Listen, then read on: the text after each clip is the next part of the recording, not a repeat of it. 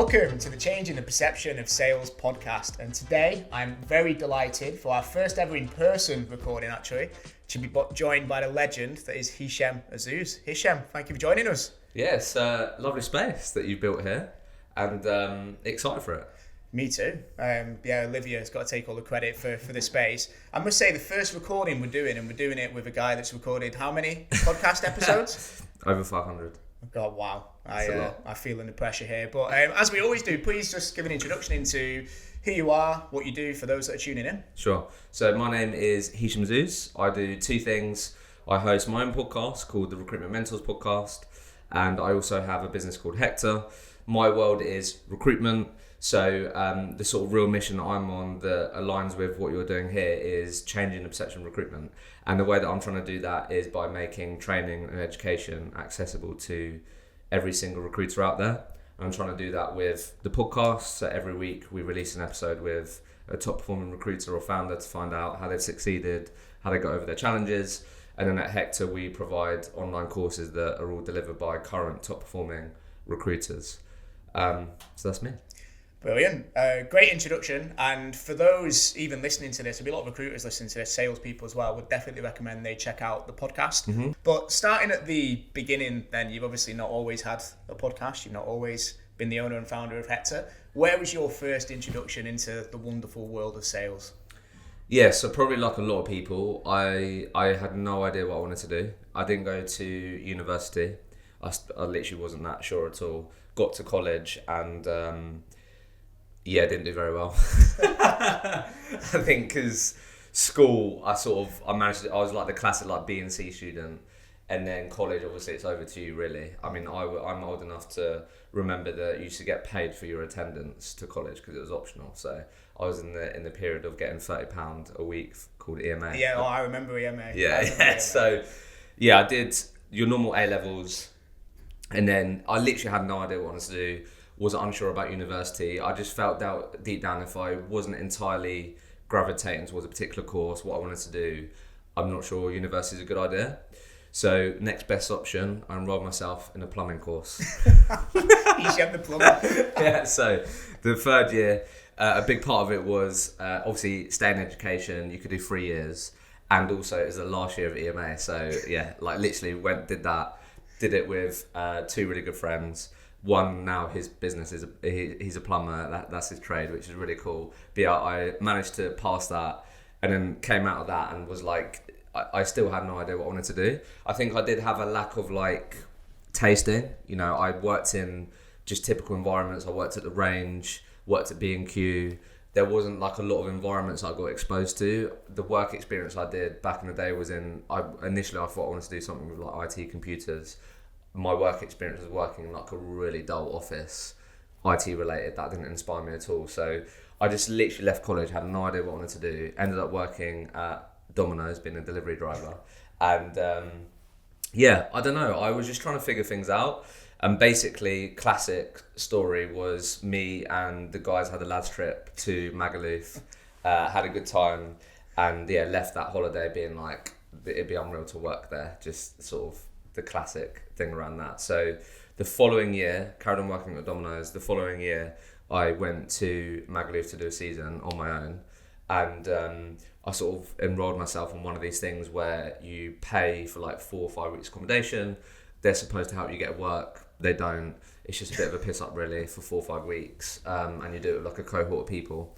And the job that I got, because most of the jobs that you can get there, unless you're one of those like really annoying PR people, for anyone that's been to these types of places, was sales, but it's all commission only there. So I found myself selling bar crawl tickets for a company called Carnage, that's sort of also known in the UK. It's like a known brand in the UK. So they did quite well, so that sort of helped. But I had never done sales before. My friends would probably describe me as like an overall fairly confident person. Fun to go out with, could have a good night, but that doesn't automatically translate to being good at sales. So when I did this in a commission only environment, honestly, I was so scared at the start. Like I just always remember just that feeling of like having to walk up to people in the street, disrupt people when they're sunbathing. And over that summer, by the end of it, I got good at it, and like I really enjoyed it. I sort of developed my pitch.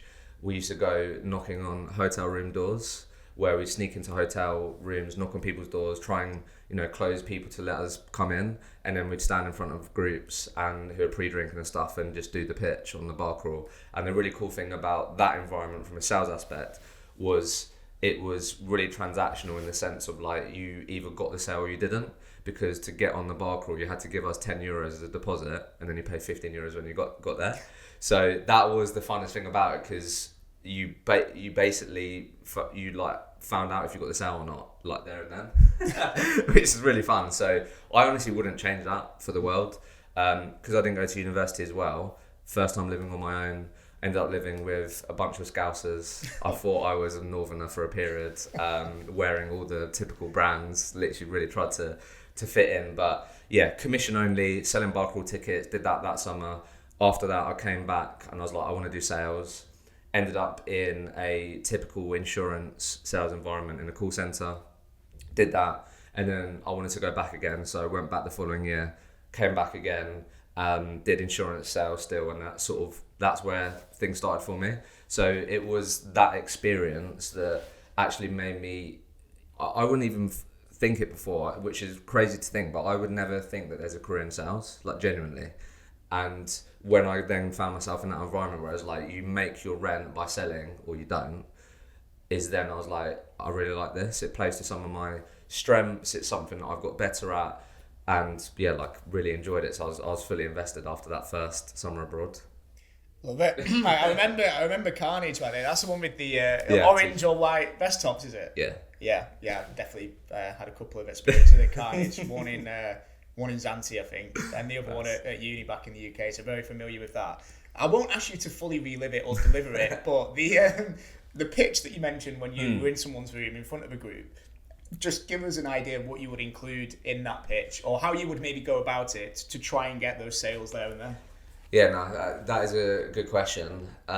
So I think it was like two parts really, because if I knock on your door, I'm disrupting you.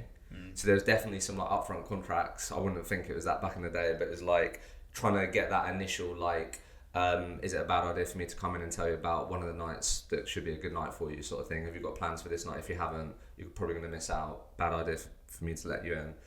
And then yeah, the pitch really is, it's like, it depends on who it is. Like you had to tailor it. If it's a room full of guys, you can imagine how different that pitch is compared to if it's a group of girls. But all I will say is that what I learned, regardless of what the pitch is, what I learned is that when I got good at it, where I'll always remember it, like one night, it was the best night me, because we did it in pairs, which made it more fun as well. So it'd be me and one other person that would do the selling together. So we would take turns in pitching. But obviously you can get big groups. People obviously go away in big groups. So I always remember the biggest like day that we had was altogether we sold 85 tickets in one day. It's €850 in one day. I always remember there's this group of like 35 people from like Leeds, all girls. And like we literally had to do multi-threading in real life, mate. We had to go to one group. Before it was cool. Yeah, we had to go to one group, then the next, try and figure out. We had to figure out like who was. You always have people in the friendship group that that call the shots. Like if Kyle doesn't say he's up for this, we've got no chance. So you learn a lot, but the pitch part, it's less about what's in it, and it was more about when I became good at it. I was going into those rooms knowing what I wanted to say. Obviously you have the sort of nuances and you pick up on that, but when we got good at it and when we became consistent at going out in the evening and coming back with sales was when we had that like refined pitch. So I think that's really the takeaway. Like if you're going on to your sales meetings, your cold calls, when people go, tell me about Prime, how you're different, I'm really pro like scripts, at least as a starting point. And then you can, once you get really familiar with that, you can then add your own flavour, you can add your own style to it. But yeah, I think it's actually having a pitch and then refining it is like what I would say is the takeaway there. Yeah. So I then joined a independent insurance brokerage, which was much smaller. I felt like the sales I was making, I could actually feel the impact of that. And it was just slightly different to working in a big corporate environment, basically. So I went there and really enjoyed it. It was a really good, solid, competitive environment. I learned a lot, and I think the big thing, I don't know if you've found this, but I think there's a lot to be said on when you're in sales. You're definitely motivated more if you feel like the sales that you're making, you're seeing like the impact of that on the business, or like connect to that more. So I really liked that part of being part of a small independent brokerage. So did that. I was actually selling like convicted driver insurance. It's like a proper niche. Wow. So you can imagine that there's different like premiums. So a big part of why I wanted to move there was the commission was better, but the base salary was lower. But it was just, again, just a evolution of selling. That's what I really wanted to do. I wanted to keep developing my sales skills. So I went there, and then I met a guy called Jake, who I became good friends with, and he worked there before me, stayed there, then he left and actually got into recruitment. And I was always competing for the top spot in that environment. Jake was good as well, and stayed in touch with him. He told me about recruitment, and by that point I did that for maybe like 14, 16 months, and not massively long. I was just really focused on developing my skills in sales, because up until that point, I would say all of my sales experience was transactional. Back to working abroad, it was sell there and then. There was no consultative selling. There's no like, I'll follow up in 2 days and see if you're interested. Like what we did learn is if you did that, the sale wasn't going to happen. So it was like there or then. Call center. If someone's like asked for a quote, you give it to them, and they go, not sure. They get off the phone. Chances of you closing that is like slim.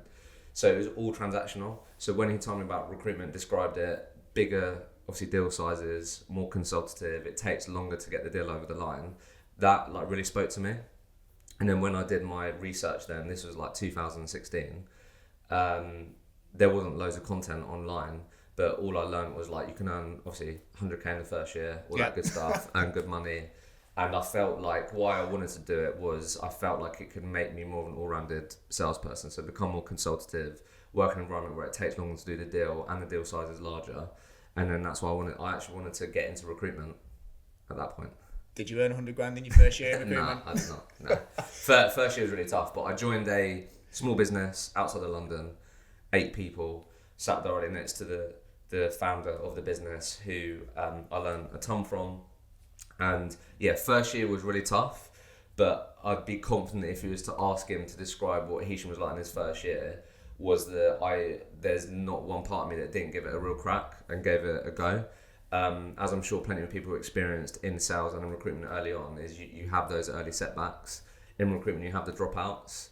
They're super painful, but they're just really great learning experiences. So in that first year, yeah, definitely didn't earn 100k, no way. I think it took me, I can't remember exactly, but it definitely took me over like 4 months to do my first placement, for sure. It was all about the second year and the third year, where I built up confidence, built up more of a track record. But going into my second year, I was just really obsessed with being open to anything that would help me get better. And that's where then a lot of the other stuff has come from, because I entered the world of recruitment with a mindset of like, I'll do anything to keep getting better. I was big into my personal development. When I worked in insurance sales, I was watching like Jordan Belfort's straight line theory on video. I had it on my laptop. Like I was so obsessed with it. Like I absolutely loved it. So I was so open to doing anything to learn. So when I joined this industry, and it was really frowned upon to like speak to other recruiters, learn from other recruiters, that just didn't make sense to me at all. Like I just couldn't get my head around it. So I wanted to get into recruitment, and like really glad that I did. We'll come on to recruitment shortly, and obviously that's transformed into you having your own business now. Something you mentioned not long ago interested me, keen to get your thoughts on. You said that you worked commission only. Mm-hmm. You actually took a lower basic salary going into your second insurance sales jobs. There's a lot of salespeople listening to this that are fixated on maybe having a large base salary, and there's probably managers and leaders listening to this that aren't really sure. Some are under the opinion that if they're not in it for the commission, they're not the type of person that we want. Others going, no, cost of living, we need to pay people a high base. So someone that's been on both sides now, employing people for your own business, and someone that's worked commission only and taking a drop in salary. What are your thoughts on that whole concept and idea? Yes, it is a good question. I think there's obviously pros and cons to both.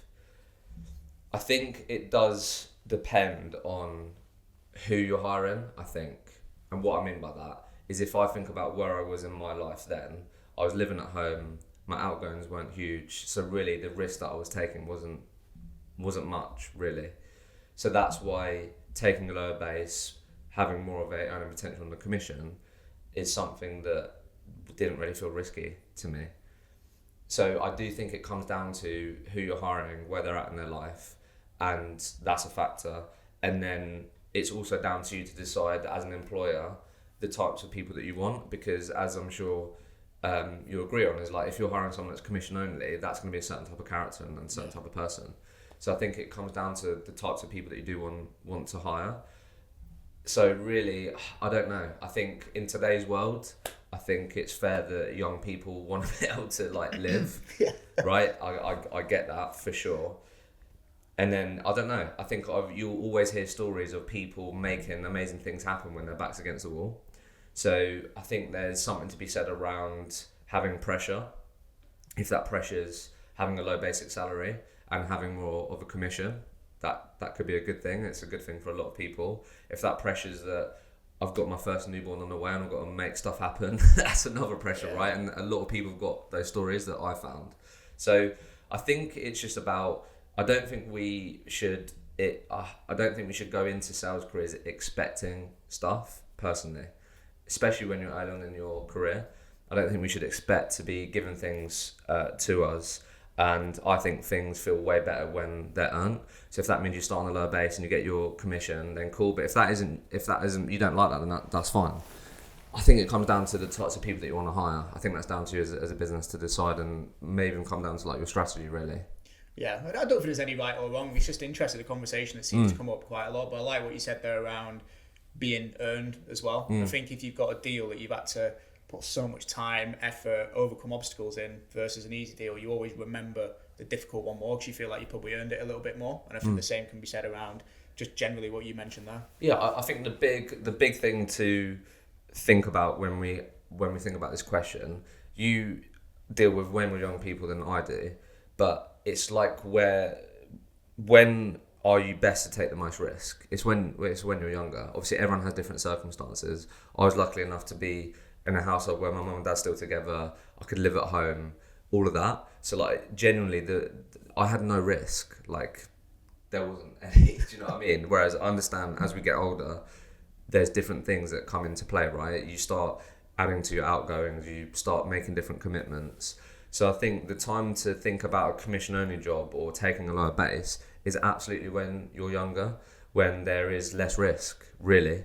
Yeah. I think the lessons you probably learned from it as well set you up massively for later on in your career. Moving on to then recruitment, you mentioned that it took you 4 months to do your first placement. I have heard you talk a few years ago, I think when you had your own personal branding company, and you were quite honest in saying that you probably didn't do as well as you would have hoped to early on in your recruitment career. Just give us an idea of what that was like from going someone that was performing really well in ticket sales, commission only, insurance, to then going into an environment where actually it might not have been as easy. It was hard. That's just the simple way to put it. But I think it's hard when you're in it, but what you learn the longer you're in it is those lessons are super valuable. So I think it is a hard thing in sales, which recruitment is, where it's hard to see the light at the end of the tunnel sometimes when you're in the trenches of that early period of like things aren't going my way, I'm not getting luck on my side, I'm putting in the work, but it's just not playing out. And then when I see my colleagues around me who are more senior and experienced, it's all happening for them. That can easily creep in. But yeah, the simple answer to that, it's hard, but you'd struggle to meet people in sales who wouldn't say that those harder years or those harder periods, that they're not thankful for them and they learn a lot from them. So I think it's just trying to have that perspective on it.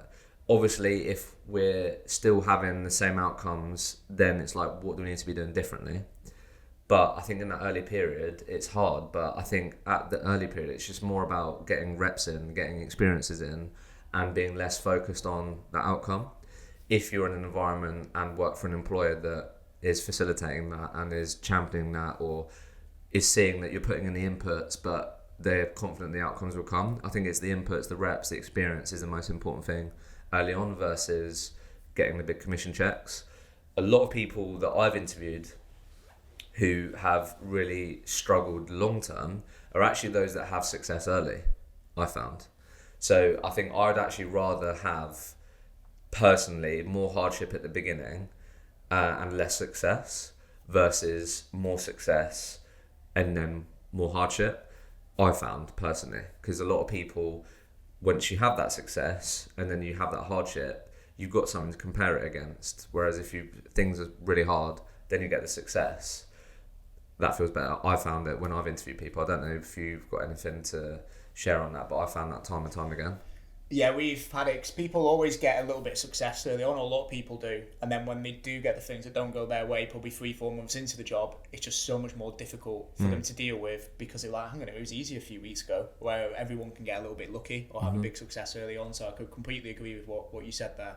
You then left recruitment, stayed within the recruitment industry. To set up your own business, which was, I think it was a personal branding business to begin with, then Recruitment Mentors, obviously Hector, where you are now. Did you always want to be an entrepreneur and have your own business? So basically, the answer to that is yes, but there's just a bit before that basically. So as you know, I've been a big advocate of building a brand on LinkedIn. It's done a lot for my career. It helps my business now massively and loads of other things.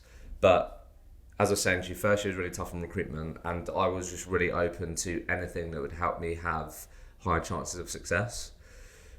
I was big into my podcast, big into my learning, so I come across Gary Vee, which I feel like a lot of people come across, listen to a lot of his stuff, always talking about content, the importance of it. And I was building a patch from scratch. I was a 360 recruiter, building a desk pretty much from scratch. It was the Kent insurance market, and it was actually fairly small, so I would oftentimes come up against the same other agencies, so you know who your competitors are. So whenever I looked at them, I was like, what, like, they've got the experience on me, but what could I do that could give me an edge? And the thing that I landed on was, if you looked at their LinkedIn profile, even though they've been doing it for a decade, they looked exactly the same as me, because they were just using it to post jobs. They didn't look any different to how I looked, and I'd only been doing it for a year. So with that insight, that was the perfect motivator for me, really. So what I decided to do was, I gave myself one rule, which was I'm not going to use LinkedIn just to post about live jobs. And that just ended up being a bit of a catalyst. And I share that because what ended up happening is I then actually started to get some really good success with my brand. It really helped me develop my desk, helped the sales side be more easier, or just have more chance that people actually knew who I was once I cold called them, BD'd them, etc. And that's where I met Sean. So I actually moved up to London and worked for a marketing agency that sold to recruitment businesses. That's where it started. So I took a pay cut, moved to London, and thought, worst case scenario, I'll go back to recruitment. But I really believe in this branding piece. Sean, who I used to work for, is a good salesperson, and I've really bought into him and what they were doing, and I was their first salesperson. So I went from placing insurance professionals in the Kent market to then moving to London and selling marketing packages to recruitment agencies. So that was, again, just out of my comfort zone. But I believed in that. I believed in what they were doing. So I did that for over a year, and that was like a fully pledged startup environment. So I'd always had, I feel like a bit of an entrepreneurial spirit, but being in that environment, that just grew that even more, because I was like, if these guys can do it, I feel like I can do it. So I had that bit first, and that definitely gave me confidence, because my first business was then building on what my market now was, which was recruitment, which obviously wasn't before I moved to London. So that was the catalyst for sure. Gave me the confidence being in that environment, built my network more, built my brand more, and then I thought, you know what, let's give it a go. Like the idea of having my own business. Worst case scenario, I'll get employed, go back into recruitment for sure. That was definitely plan B, and then I just started it. So I wouldn't say I'd always wanted to have my own business. It just more went hand in hand in the personal development journey. I feel like that's quite normal. Like if you start on this personal development journey, you're going to come across people talking about being an entrepreneur and these things. Doesn't always mean everyone should be an entrepreneur, but it just sort of went hand in hand. And I like the idea of it, and then I've ended up building things that I wish I had. That's where a lot of these things have come from. That's probably helped as well. Everyone says if you're an entrepreneur, find something you're passionate about or something you've had experience in or wish you could have had when you started, which we'll come on to very shortly. I think it's relevant then to talk about personal branding because it's kind of what you're passionate about, where your, I guess, training journey or development journey really started. You mentioned about not just posting jobs on LinkedIn. We don't see it as much anymore, but it used to be the same. Hi, I'm recruiting for this role, please apply now. And it had like a horrible link to the job. The sales equivalent is probably people that are just resharing companies' posts or really corporate posts and materials. I think there's a lot of salespeople listening to this that are probably thinking, I need to be better on LinkedIn. I know the benefits of a personal brand. Where do I start? Or how do I improve it? So what would your advice and tips be to those people? Yeah, so I think what I've found, particularly now on LinkedIn in today's world, what holds a lot of people back is they don't want to add to the pile of rubbish on LinkedIn. I think a lot of people feel like that.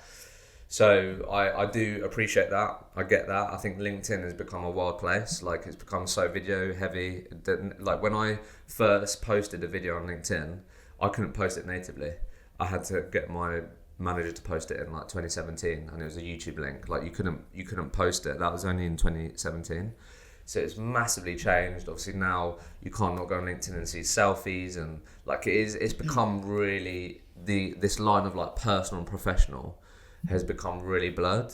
And I think that's also scaring people to get started because they don't want to be like the people that they see and go, that gives me the ick. Why have they posted that? They don't want to be, because they'll see other people and think that. Yeah. They don't want to be that. So I do get that, but I think that's also where the opportunity is if you do it the right way. So I think in terms of where to start, it comes back to, if you're good at sales, you'll start here, which is you have to understand who your ideal persona is. Like, you can't sell effectively if you don't know who you're selling to.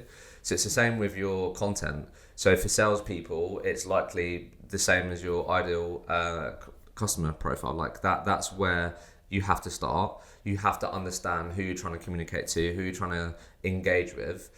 Because if you don't, it's like, again, like selling in the dark, really. Like, how you don't know where to go. So you have to start understanding that. Everyone knows that. It's just being reminded of that. That's where you have to start.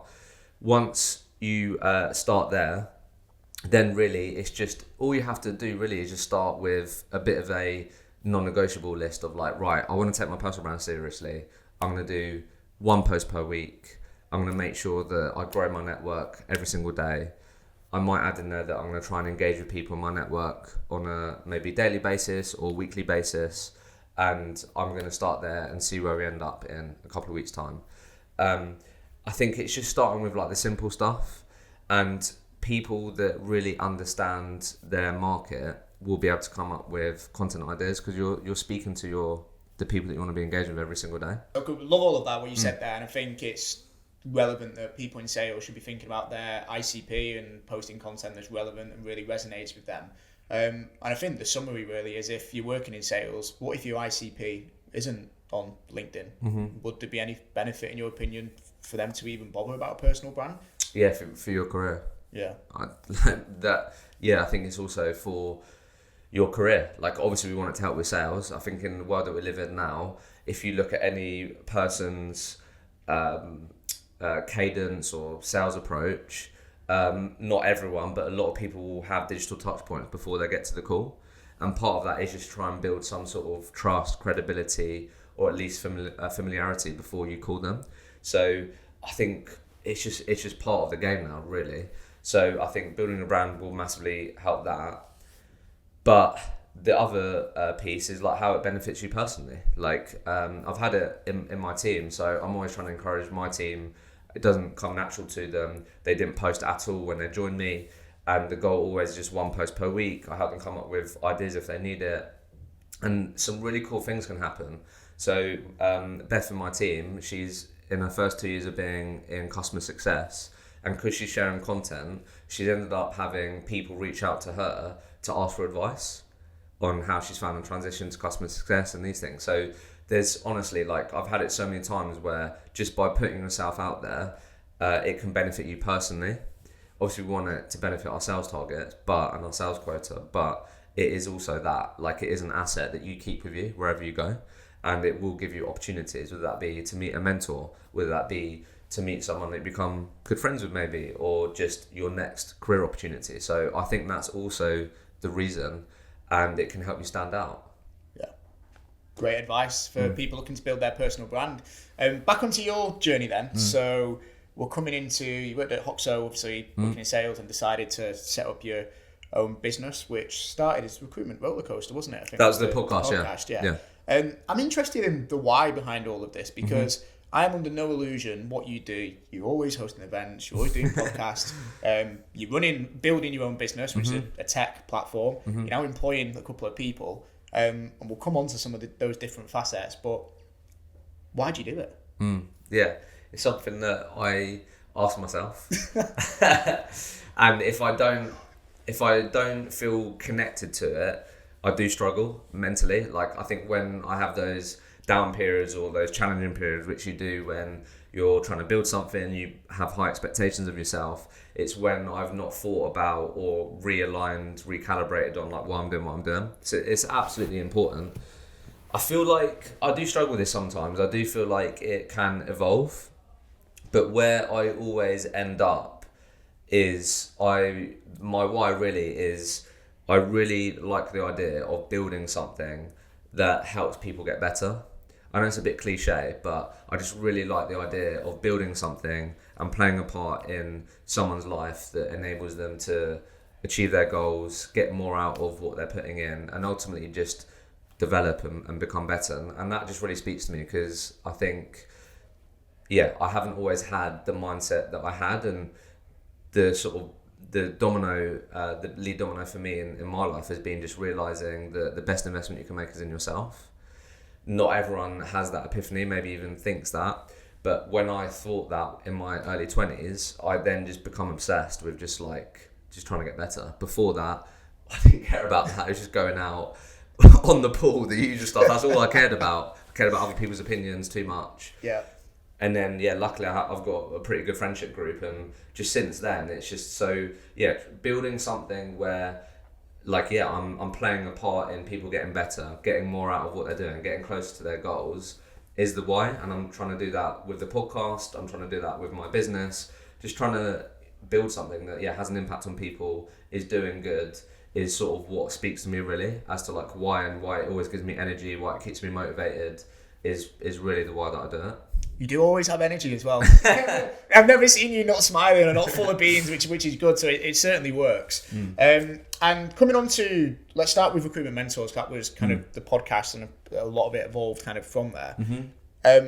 What was that like in the early days? So I know the majority of podcasts, I mean, we're about 500-600 episodes behind you, but the majority of them don't even get past 10 episodes. What was it like for you in the early days, and what kept you going?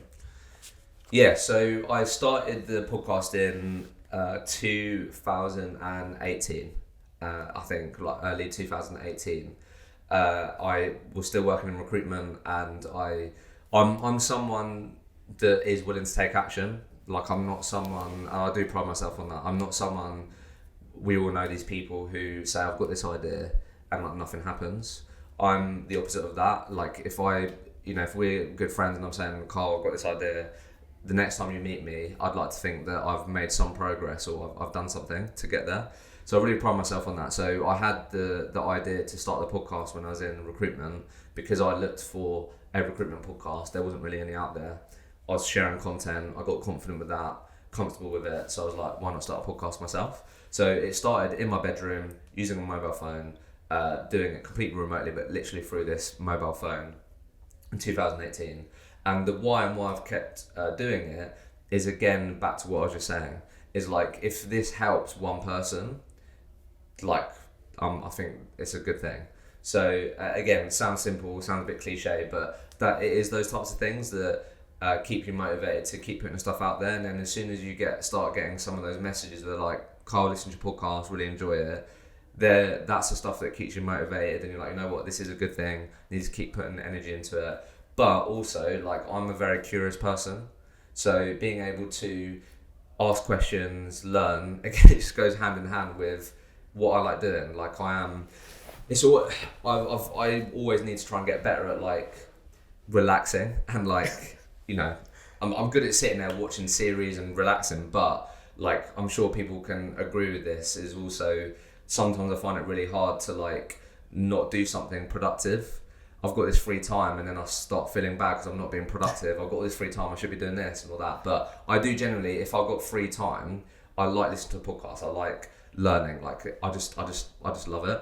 So being able to sit there, learn from people, ask questions is something that I've just really enjoyed doing.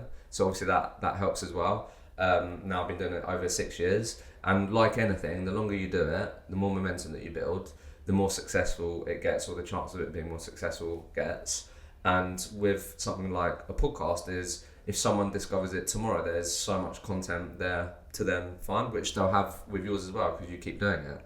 So yeah, I think it's those bits that have helped me keep going, and it's just organically evolved into what it is now.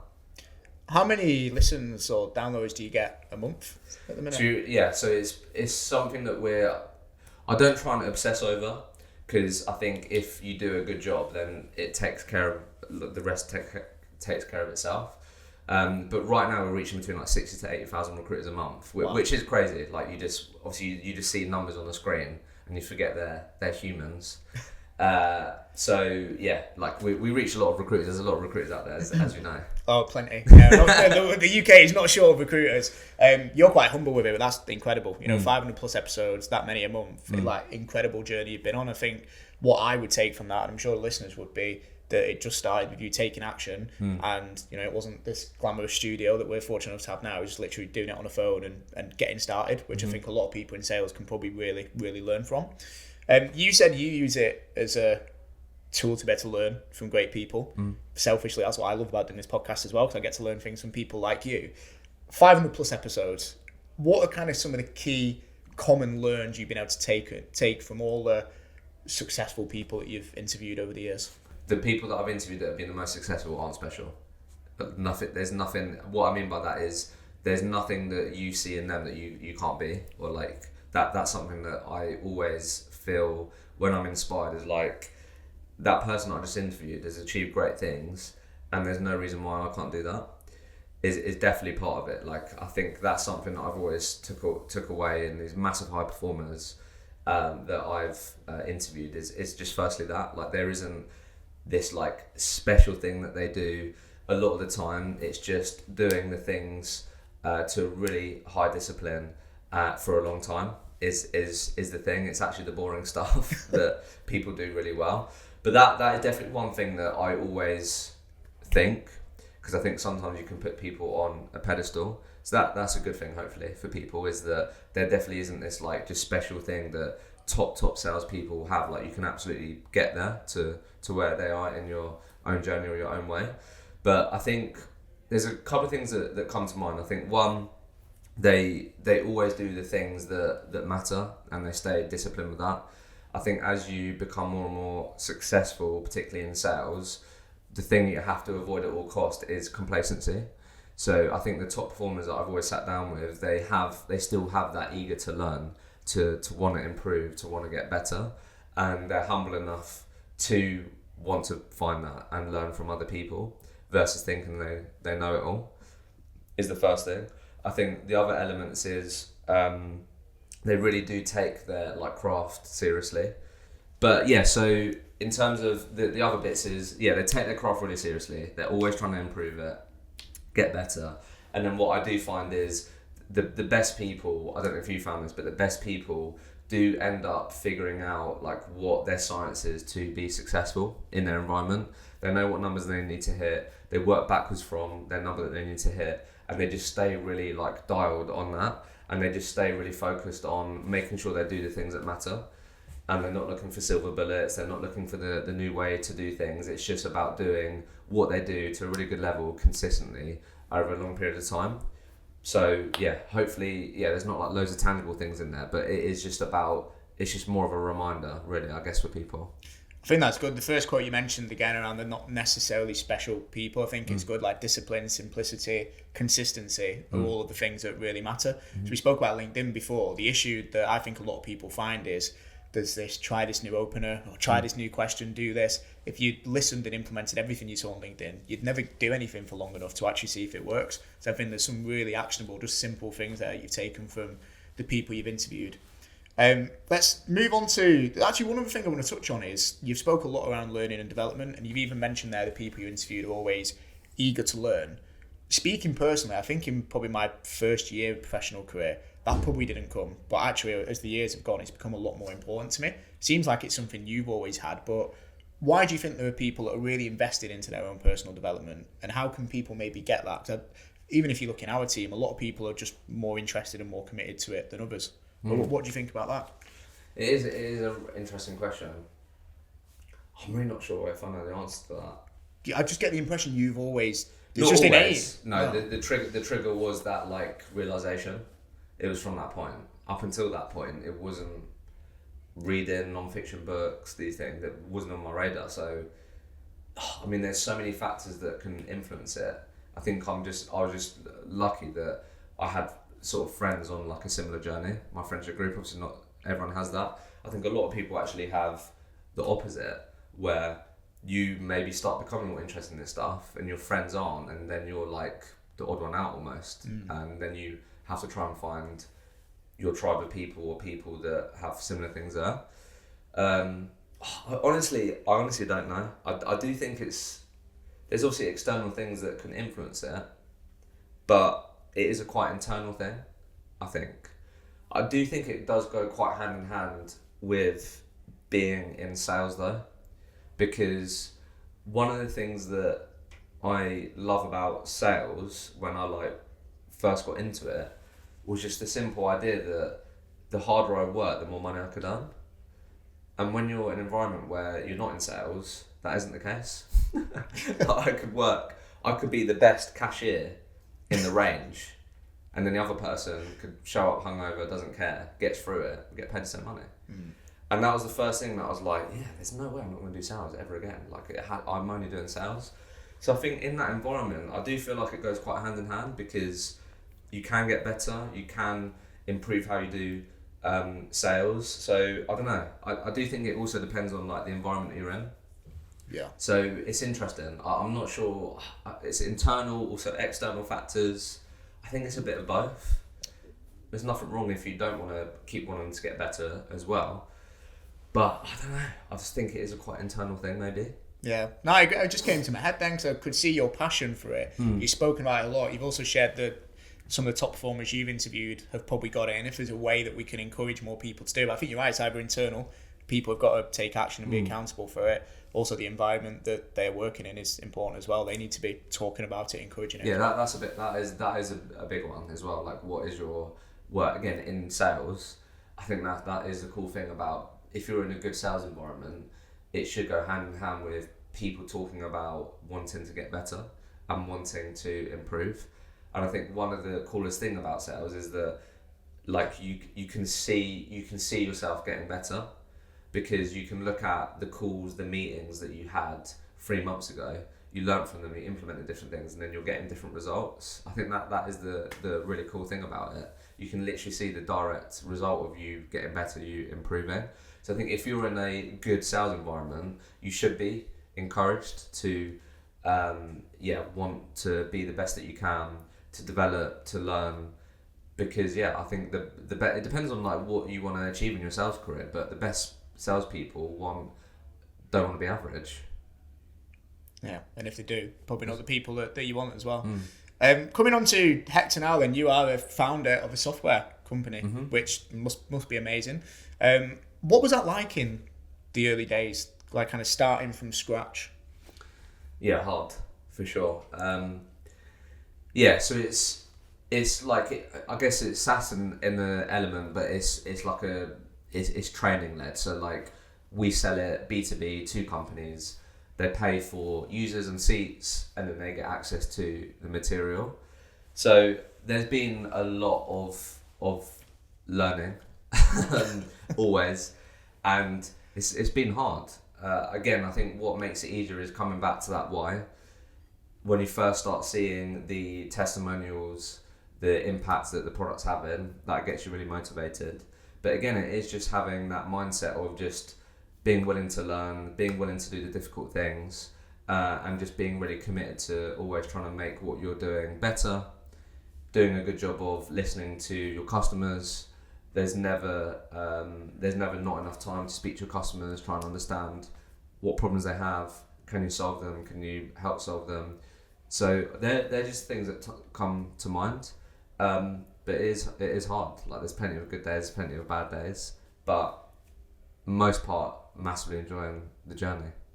Can tell. And in the early days, how did you go about acquiring customers? When was it you set up the business initially? So I didn't start straight away B2B. So it's been going for about 4 years now. But for the first 18 months of that, the way that I did it, because it sort of coincided with me supporting myself on selling my time for money, which was the personal branding training. Then I took action on this training platform idea. So I started selling it directly to recruiters, because I knew that even if I sold it to companies, they would be the end user. So I wanted to try and get people access to it, get feedback. So I started there, but then in terms of selling it to B2B, obviously by this point I'd been serving the recruitment industry for at least 3 years.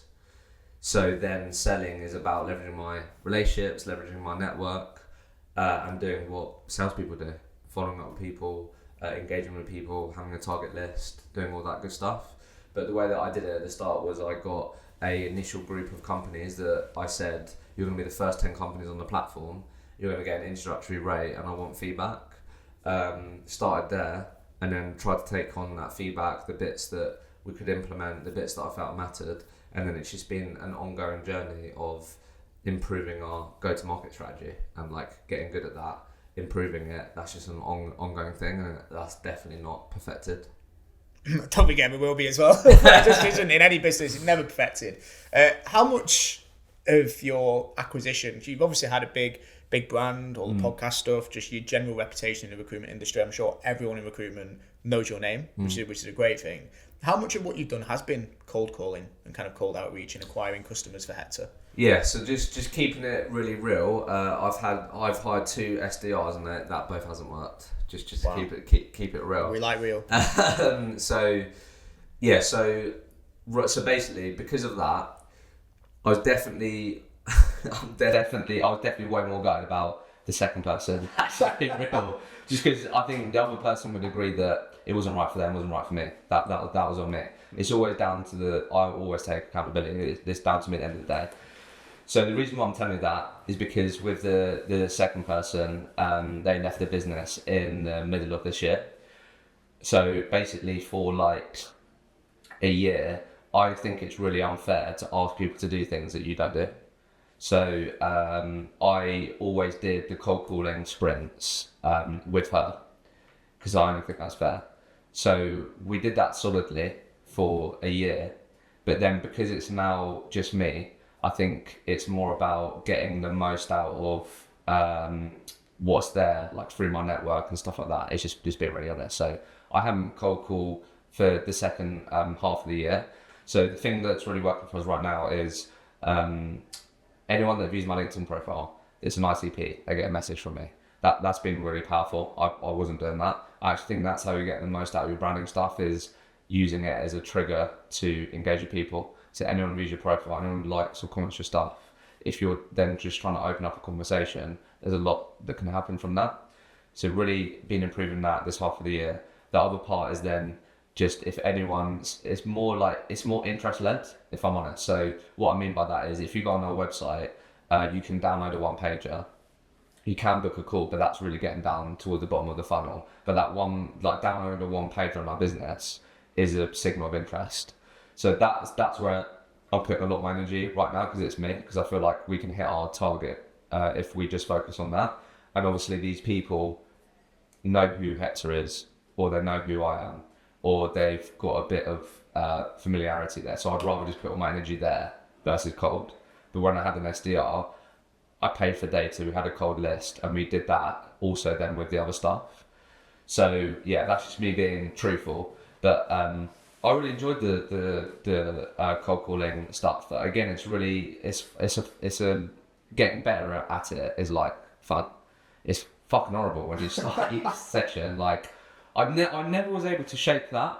Every time I saw it pop in my diary, I'd like I wouldn't have a panic attack, but I'm like fuck. I don't know if I believe people like don't have that feeling. I don't know. I think that there are some probably monsters out there that probably don't have that feeling. I think the majority of people probably go into it going, here we go. I think as soon as you do that first dial, that's what's going to rhythm with that. Yeah, but that's the truth. That's the truthful answer on that. Would you consider SDR again in the future for the business? I think until I'm I'm not perfect, so I feel like we can. The target that I've set us, I believe we can get there. So I think it's more about I'd want to get them in. I don't know how I'm feeling about the SDR piece, if I'm honest. Final bit I want to touch on before we wrap up. Loads more I'd love to ask you about Hector, but limited on time is your personal journey with maybe not having an alcoholic beverage for a fair few months. And the reason I want to touch on this is obviously we're all about changing the perception of sales. Actually speaking to someone who works at LinkedIn yesterday, and we were sharing around how Thursday night used to be everyone go out for drinks, probably another night of the week as well, and that just seems to have stopped, which probably isn't necessarily a bad thing depending on which way you look at it. So just interested to hear, and for the listeners to hear your journey on maybe why you've just decided to take a step back from alcohol. Yeah, so I think I just want to caveat with this with like I'm definitely not someone that is whenever I can will tell people why they should go sober. Like that just isn't me. That isn't my stance on that. There's just a couple of things I guess that I will share.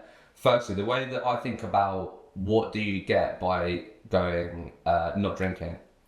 I don't actually buy into this idea that you get all this extra focus, you get all these things. I think what you do actually get is you get days back.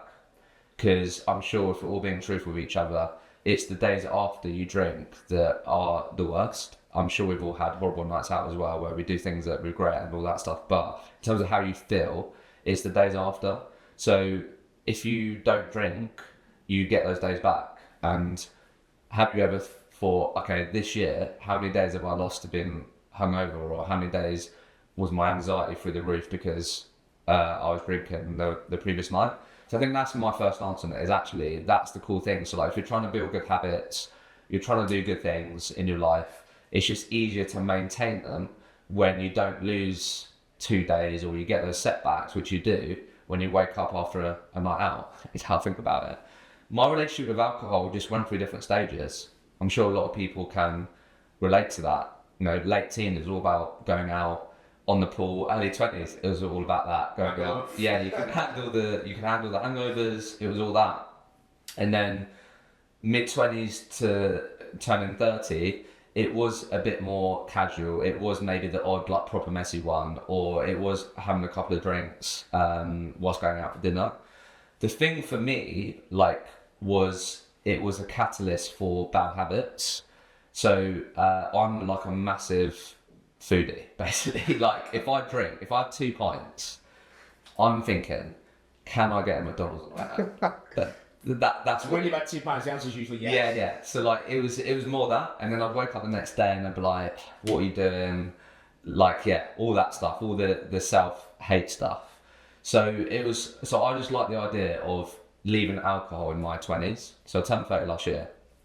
But it isn't something that I'm like counting the days on. I have a count on my thing. I didn't have like a really toxic or negative relationship with it. It was just more of like, it wasn't serving me. Because I felt about it that way, I wasn't like, oh my God, I'm never going to drink again, all these things. More recently, I had a trip away and I was like, you know what, there's a few things that I'm going to do whilst I'm away that if I want to drink, I'm going to have a drink. And I did that. It definitely led to 2 days of probably drinking too much than I should. But yeah, I think that's sort of my relationship with it really. Like now I don't drink. When I'm in the UK, I think I don't drink.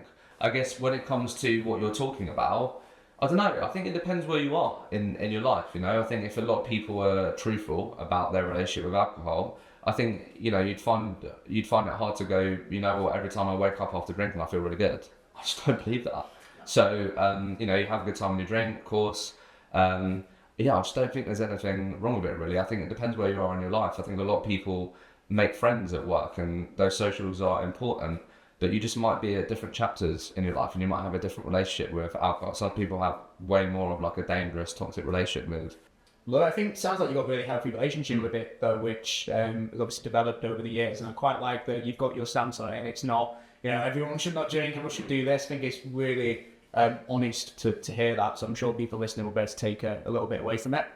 Final question, really, and what's next for Hector? Basically, it's keep doing what we're doing, but better. Keep doing what we're doing, but better. Yeah, like we don't need to do drastically anything different. Don't need to do anything nice and new. Honestly, I'm really happy with how we develop things. It really is just being focused, disciplined, just doing what we're doing, but better. Like just stay in that, stay really focused on that. If we're still here in another 5 years' time, that's got to be the goal. Because like if you're still around, you're still doing a thing. I think what I've learned this year is things are probably always going to take longer than than maybe you'd like. It's just so easy to set targets and goals at the beginning of the year, and then you have reality. You go through it. So for me, it's just staying disciplined, staying focused, keep doing what we're doing, but better, and just stay focused on that. And I think that will continue to help us get stronger and get to where we want to get to. You'll definitely still be here in 5 years. Like that. Hishem, pleasure. Thank you very much. Enjoyed it. Nice one.